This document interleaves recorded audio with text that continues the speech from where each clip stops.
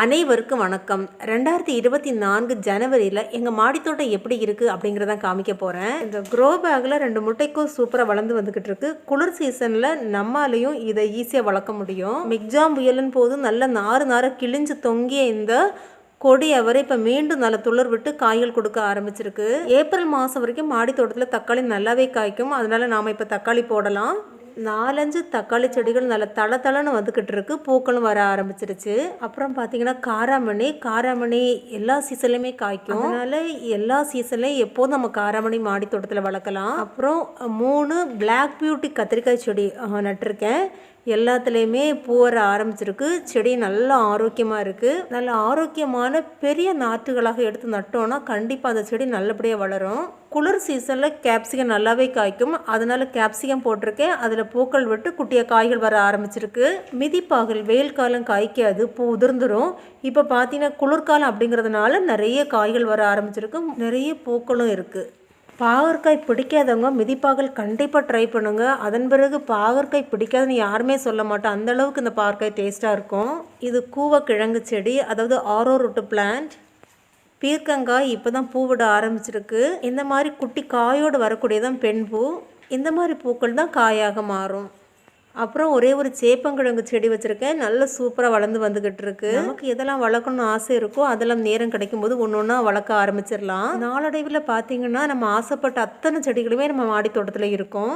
இந்த ஜாதி நம்ம வீட்டில் தரையில் வச்சுருக்கக்கூடிய செடியிலேருந்து பதியம் போட்டு கொண்டு நட்டது. இதுவே தளர் விட்டு பூ வர ஆரம்பிச்சிருச்சு. இது இன்சுலின் பிளான்ட், சுகருக்கு ரொம்ப நல்லது அப்படின்னு கொடுத்தாங்க. எப்படி பயன்படுத்தணும் இன்னும் தெரியலை. பயன்படுத்தின அப்புறம் சொல்கிறேன். இந்த காலிஃப்ளவர் மற்றும் முட்டைக்கோஸ் செடியை பார்த்துக்கிட்டே இருக்கலாம். அவ்வளோ அழகு.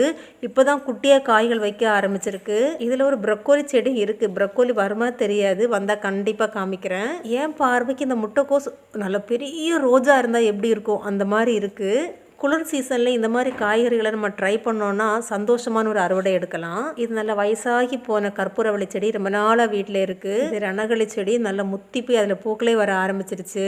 இந்த மாதிரி செடிகளெல்லாம் குட்டி பக்கெட்டில் வச்சாலே வருட கணக்கில் நல்லாவே இருக்கும். கத்திரிக்காயில் நிறைய வகைகள் உண்டு. ஏதாவது ஒரு 2 எண்ணெய் வச்சாலே தேவையான கத்திரிக்காய்கள் நமக்கு கிடச்சிரும். இது சேலம் முள்ளு கத்திரிக்காய். நல்ல சதைப்பற்றோடு நல்ல பெருசாக காய்க்கும். வெறும் காய்கள் இருந்தால் எப்படி பூச்செடி வேண்டாமா, அதனால தான் இந்த செம்பருத்தி செடி. இதுவும் கருப்பு அழகி, அதாவது பிளாக் பியூட்டி கத்திரிக்காய் செடி தான். 1 மந்த் முன்னாடி நட்ட செடிகள் நல்லா ஆரோக்கியமாக வளர்ந்து வந்துக்கிட்டு இருக்கு. அதையும் போட்டு நட்ட இல்வாச்சி மல்லி. பெருண்டை நல்லா வளர்ந்த அப்புறம் இதே மாதிரி கட் பண்ணி விடணும். கட் பண்ணி விட்டால் தான் மீண்டும் அதில் தளர் வச்சு நமக்கு மீண்டும் பிரண்டைகள் சமையல் பயன்படுத்துகிற அளவுக்கு கிடைக்கும். சும்மா உடச்சி வச்ச ட்ராகன் ஃப்ரூட்டே நல்ல தளர் வளர்ந்து வந்துக்கிட்டு இருக்கு. 3 வழுதனங்காய் செடி இருக்குது. அதுலேயும் நிறைய காய்கள் வர ஆரம்பிச்சிருச்சு. தவசிக்கிற ஒரு முறை சமைச்சிட்டு மீண்டும் தளர் வந்துக்கிட்டு இருக்கு. அதில் இந்த சீசனில் மல்லி பூக்காது. மார்ச் ஏப்ரலில் மீண்டும் பூக்க ஆரம்பிக்கும். இப்போ நம்ம செய்ய வேண்டியது இலைகள் எல்லாத்தையும் உருவி விடணும், இல்லாட்டி ட்ரிம் பண்ணி விட்டுறணும். அப்படி பண்ணோன்னா அடுத்த சீசனில் நிறைய மொட்டுகளோடு வரும். இது ரெட் கலர் இட்லி பூ. இப்போ தான் புதுசாக வாங்கி வச்சுருக்கேன் இந்த செடி.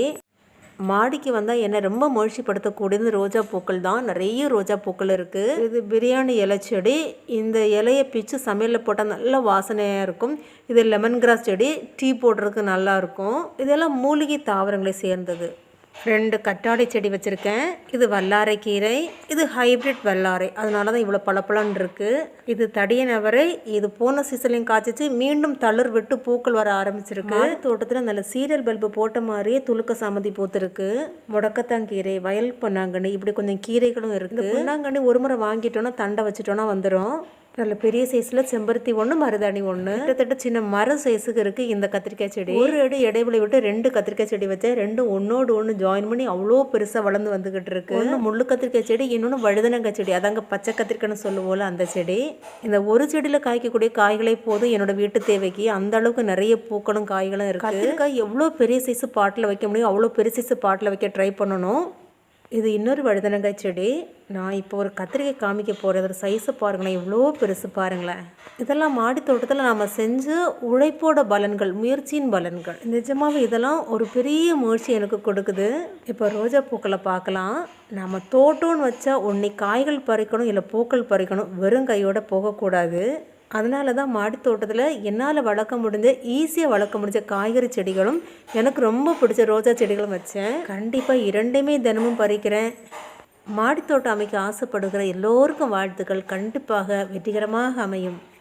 நன்றி, வணக்கம்.